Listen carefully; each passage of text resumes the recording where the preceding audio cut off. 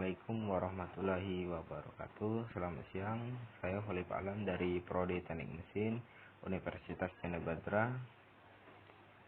Kali ini saya akan menjelaskan sistem perpipaan air bersih pada gedung kampus. Bagian penting dalam pembangunan gedung kampus yaitu termasuk sistem plumbing untuk penyediaan air bersih dan pendistribusian ke seluruh lokasi yang membutuhkan air bersih pada gedung tersebut. Pada bangunan gedung kampus, air bersih merupakan faktor yang sangat penting untuk memenuhi kebutuhan segala kegiatan yang dilakukan oleh penghuni gedung kampus dan untuk memenuhi kelayakan pada bangunan gedung kampus itu sendiri. Karena pentingnya sistem plumbing pada instalasi penyediaan air bersih pada bangunan gedung kampus, maka untuk perancangan sistem instalasi penyediaan air bersih perlu dilakukan dengan baik supaya pada waktu pengoperasian bangunan gedung kampus tidak menimbulkan masalah. Pendistribusian air bersih pada tiap gedung kampus berbeda-beda. Gedung satu lantai berbeda dengan gedung bertingkat. Atau, meskipun sama-sama berlantai satu, jika gedung berdiri pada elevasi tanah yang berbeda, maka pendistribusiannya juga tidak sama.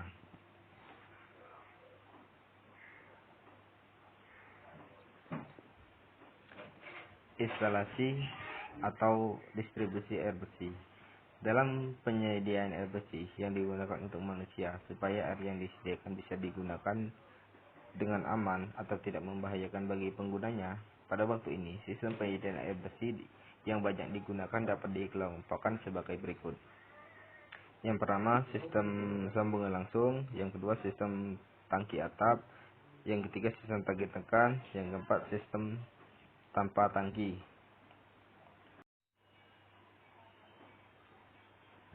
Perancangan sistem pipa air bersih. Sistem pipa. Pada dasarnya ada dua sistem pipa penyediaan air bersih dalam gedung, yaitu sistem pengaliran ke atas dan sistem pengaliran ke bawah.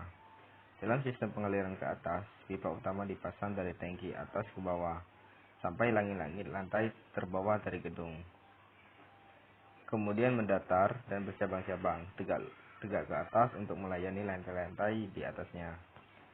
Dalam sistem pengaliran ke bawah, sistem utama dari tangki atas dipasang mendatar dalam langit-langit lantai teratas dari gedung. Dan dari pipa mendatar ini dibuat cabang-cabang tegak ke bawah untuk melayani lantai-lantai di bawahnya. Pemasangan katup. Katup merupakan peralatan yang digunakan untuk menutup aliran balik dan mencegah aliran balik dan atau mengontrol aliran pada unit penyediaan air bersih. Jenis-jenis katup yang dipakai antara lain katup sorong, yaitu katup yang digunakan untuk pengaturan aliran balik dengan membuka atau menutup katup sesuai dengan kebutuhan. Katup bola digunakan untuk membuka atau menutup aliran seluruhnya. Cuk palep digunakan untuk mencegah aliran balik atau untuk aliran satu arah. Selanjutnya adalah penentuan jumlah plumbing berdasarkan penghuni. Metode ini digunakan apabila kondisi pemakaian alat plumbing dapat diketahui, misalnya untuk gedung kampus.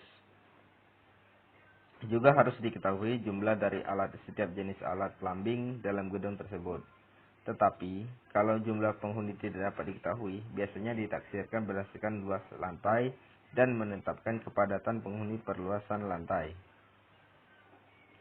Yang selanjutnya adalah menentukan jumlah alat plumbing dan jenis alat plumbing. Untuk mengetahui jumlah kebutuhan alat plumbing di setiap gedung bisa dilakukan dengan cara mengetahui jenis ruangan, luas ruangan, jumlah ruangan. Setelah semua data diketahui, maka jumlah dan jenis alat plumbing akan dapat diketahui. Selanjutnya, pemilihan diameter pipa. Metode yang digunakan untuk menentukan ukuran pipa air bersih yaitu dengan menggunakan jenis alat plumbing yang dilayani oleh jalur pipa dan jumlah unit alat plumbing. 6. Menentukan pompa. Dalam menentukan pompa dapat dilakukan dengan cara mengetahui kebutuhan air bersih dan menghitung total head pompa, yaitu head yang terjadi dari berbagai kerugian head seperti pada gesekan dalam pipa, belokan pipa, katup, dan sebagainya. Menentukan reservoir point.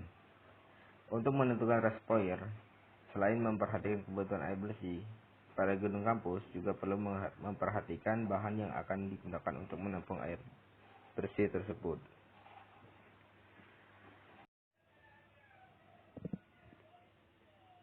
Air ditampung terlebih dahulu dalam tangki bawah, dipasang pada lantai terendah dalam suatu bangunan atau di bawah muka tanah.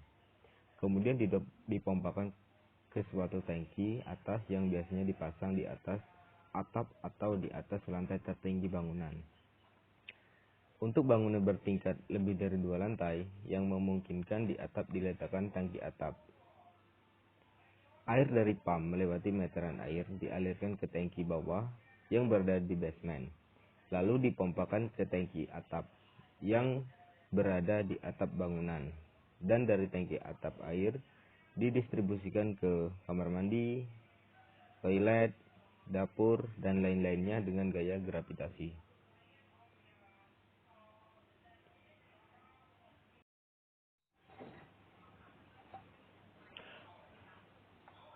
Gambaran unit studi kasus sistem perpipaan air bersih gedung kampus.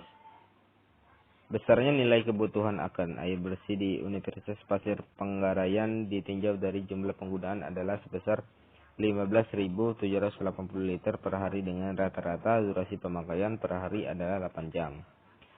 Berdasarkan pemodelan dengan aplikasi ePanet 2.0, heat pada semua titik jaringan distribusi air bersih di Universitas Pasir Panggarayan sama-sama memiliki nilai 103,66, sedangkan untuk tekanan memiliki besaran nilai yang berbeda. Tekanan tertinggi berada di Fakultas Pertanian karena tempatnya lebih rendah dari reservoir. Besarnya kebutuhan didistribusi air bersih pada tiap gedung Universitas Pasir Panggarayan berbeda-beda. Perbedaan besaran kebutuhan ini didasari oleh berbedanya jumlah unit beban alat plumbing yang terpasang pada masing-masing gedung. Kebutuhan air bersih paling tinggi berada di gedung Pekon sebesar 362.880 liter per hari, dan kebutuhan paling rendah berada di gedung Laboratorium Teknik Mesin sebesar 28.800 liter per hari. Kesimpulan, pada sebuah bangunan gedung bertingkat seperti gedung kampus, selain memperhatikan bentuk estetika dan fungsi gedung tersebut, yang tidak kalah pentingnya adalah merencanakan sistem instalasi pipanya. Pada instalasi pipa, yang harus diperhatikan adalah muka dari perencanaan, pemasangan sampai pada pemeliharaan yang intensif dari sistem instalasinya, guna menjaga kualitas dari sistem tersebut.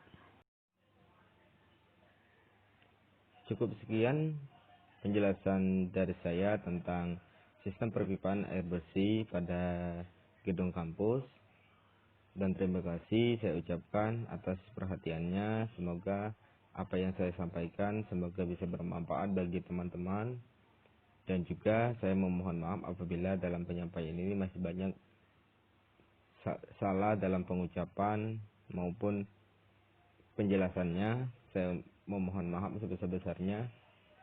Saya akhiri, wabillahi taufiq wal hidayah. Wassalamualaikum warahmatullahi wabarakatuh.